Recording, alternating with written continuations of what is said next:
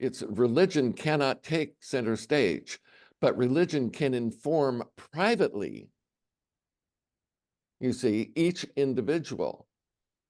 In other words, we cannot have a viable political body politic unless the individuals involved have moral principle.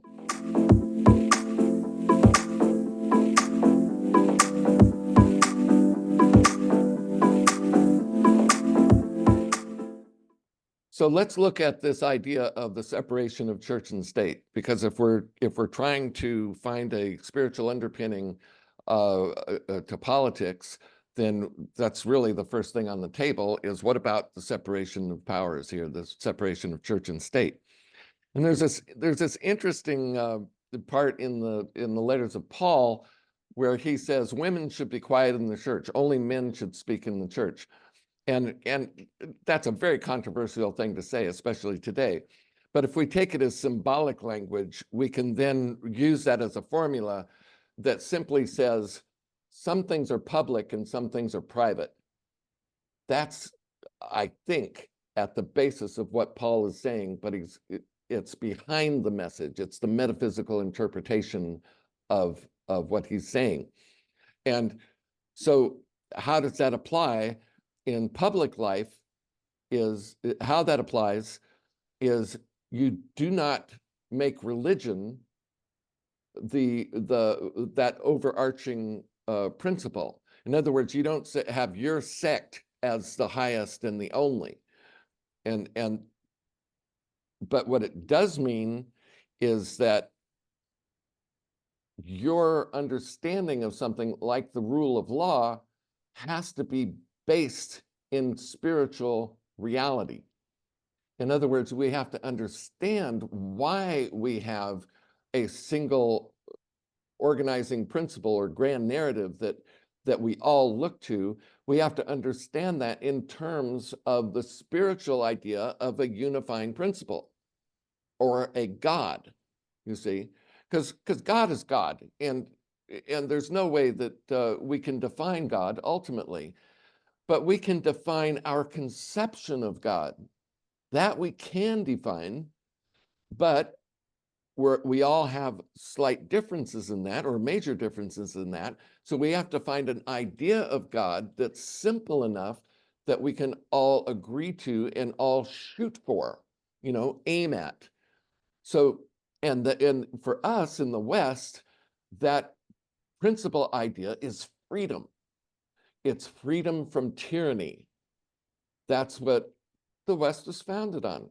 In Europe, they went through the same thing with the Magna Carta. It's step by step. They started to establish the rights of landowners to take away those absolute rights from the monarchy. And they started to build this hierarchical structure where, yeah, okay, you can be the king, but there are certain laws you cannot break. That's the rule of law. And slowly but surely, we've been trying to elaborate on that and make it so that the very lowest rungs of the social ladder are protected by law. You see, and there's the feminine love, compassion, spirit of protecting, bringing in, protecting, and like the statue of Mary, where she's holding the baby Jesus, but she's got her heel on a snake. She's protecting the infant from predators. You see, so that's the feminine part. That's like the Statue of Liberty. That's she's protecting. She's holding the light and she's protecting the book. So this aspect of protecting is actually conservative. So and the idea of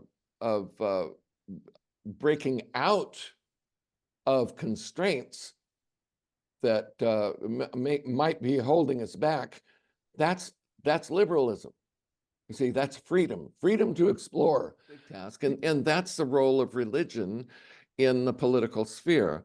It's religion cannot take center stage, but religion can inform privately, you see, each individual. In other words, we cannot have a viable political body politic unless the individuals involved have moral principle. And I don't mean just morals in terms of ethics and the way we treat each other, but moral principle in terms of simply having a North Star and not being totally consumed by the power struggle. You know, instead of, you know, we're in this polarized situation because we've lost our North Star. Nobody has a North Star anymore. The only thing they have is the will to win.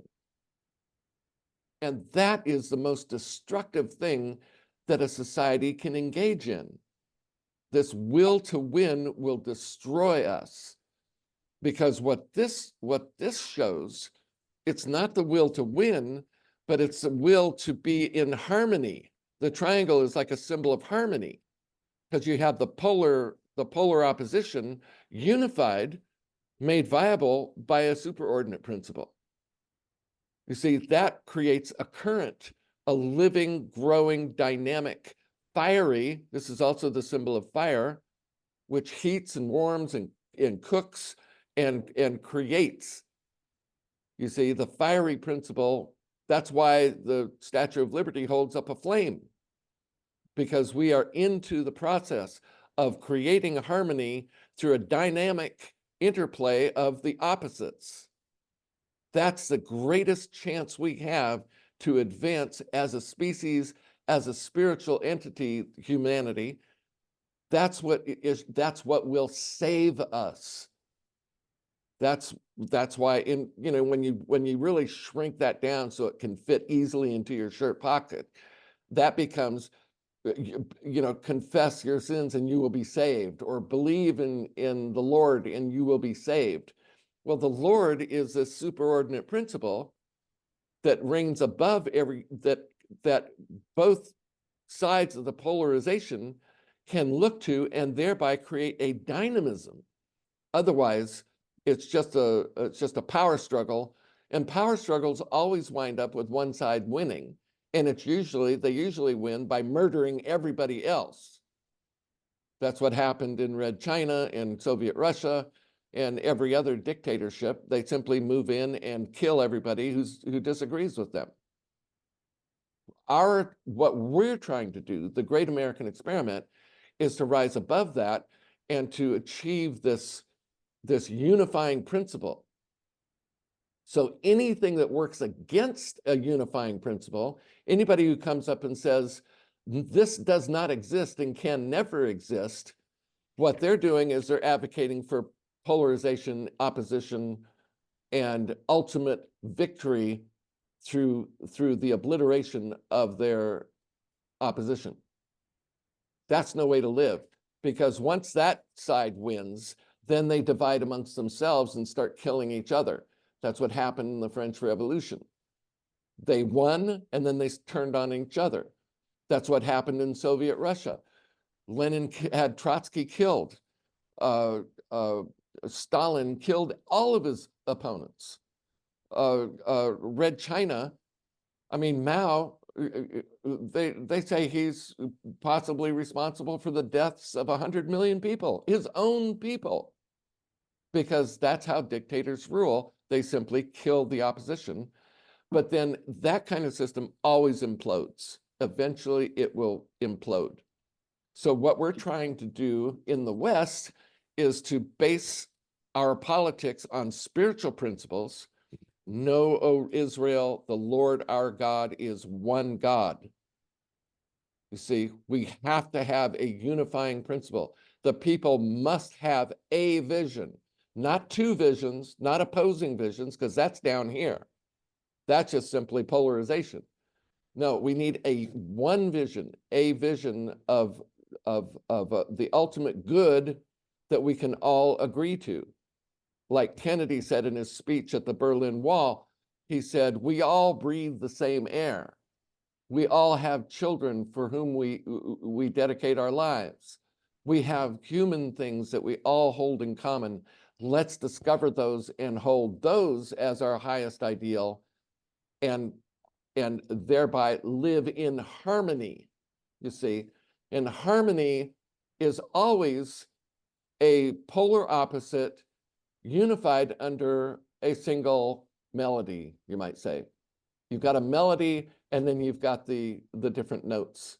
And the best songs have a beautiful oscillation between, harmony and discord. And, where a song builds and builds and builds, and like a polarization, but then it has a crescendo, or I forget the word for it, but a resolution, where all of the discordancies are resolved. And that's enormously satisfying, huge dopamine rush when that happens. So this means harmony, polar opposites operating under a unified principle, creating the dynamism of life, which is the fiery aspect of life, which moves us forward. It's our best chance of progressing into higher and higher levels of realization of these grand ideas that we have, such as the rule of law. Freedom to innovate, freedom to break the rules, because rule breaking is absolutely essential. That's what adolescence is all about: the testing of boundaries, the taking risks, the sense of adventure. What naughty thing can we do and get away with? That's the whole spirit of the masculine breaking out of the egg, out of the womb, out of the constraints of society, and testing the limits. That's how we grow as a society. So you do not want to try to eliminate that, because if you do and then opt for only protection, your society is going to sink. It's just going to become less and less free, more and more rule-bound, more constraining, and pretty soon is just going to ossify and go out of existence.